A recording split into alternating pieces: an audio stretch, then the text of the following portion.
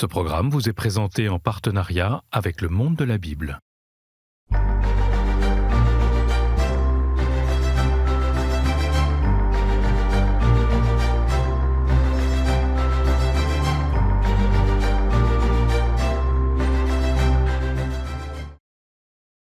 Le sacrifice d'Isaac.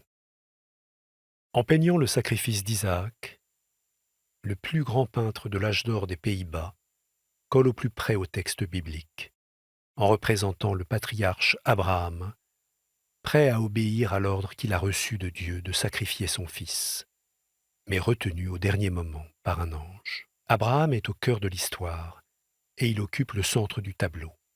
De plus, il le structure. L'image est bâtie comme un groupe sculptural où les corps sont liés les uns aux autres dans une forme en S typiquement baroque et où Abraham prend la plus grande part. L'ange le saisit par le bras et approche la main de sa tête et lui-même pose sa main sur le visage d'Isaac. Le patriarche est vêtu d'un costume à mi-chemin entre celui que portaient les Juifs d'Amsterdam, que fréquentait Rembrandt, et une reconstruction fantaisiste et orientalisante. Il arbore un magnifique fourreau et laisse tomber un couteau qui semble d'argent. On reconnaît dans cette orfèvrerie le goût de Rembrandt pour la peinture des bijoux. Le geste d'Abraham est unique dans l'histoire de la peinture et confère une intensité dramatique particulière au tableau. Non seulement il traduit l'absolue mainmise du Père sur son Fils, qui adopte une pratique de boucher. En rejetant la tête d'Isaac en arrière, il expose sa gorge, qu'il s'apprêtait à trancher. Mais il montre tout le désarroi de celui qui doit sacrifier son enfant. Si Abraham pose sa main sur les yeux d'Isaac, est-ce pour que ce dernier ne voie pas le destin tragique qui l'attend? Ou plutôt, est-ce pour cacher le regard de l'innocent que le père ne peut soutenir? Rembrandt a bien retenu la leçon de ses amis juifs, qui nomment le passage Akedah, ligature, pour ne pas parler de sacrifice. En effet, le couteau qui tombe de la main d'Abraham n'a rien de l'épée des autres représentations chrétiennes.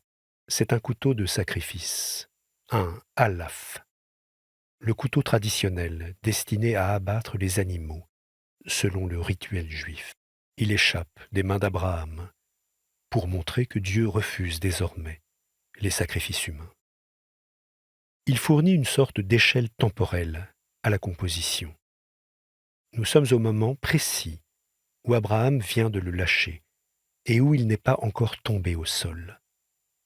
La peinture saisit l'instant. Il sert également de marqueur dramatique. L'intervention de l'ange est si soudaine qu'Abraham en lâche le couteau de surprise. Il faut observer que le patriarche serre un second couteau dans son fourreau. Est-ce une allusion discrète au sacrifice du bélier, qui n'est pas montré dans la peinture, mais qui va venir dans la suite du récit?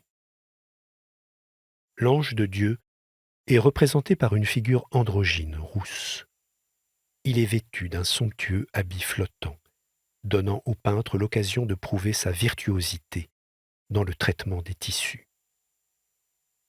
Il retient la main d'Abraham et de l'autre main, il fait un signe qui vaut parole et qui exprime l'ordre divin d'arrêter là le sacrifice. Rembrandt a choisi de représenter Isaac comme un adolescent dénudé, reposant sur son vêtement, pour se livrer à une étude de nu. Baigné par une lumière chaude, le corps du jeune homme forme une tache claire qui équilibre la composition. Il gît sur le fagot de bois qu'il a contribué à porter et qui évoque le bûcher pour l'Holocauste qui n'aura pas lieu.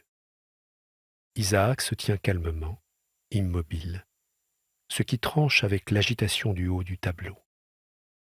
Il a les jambes repliées et attend le coup fatal.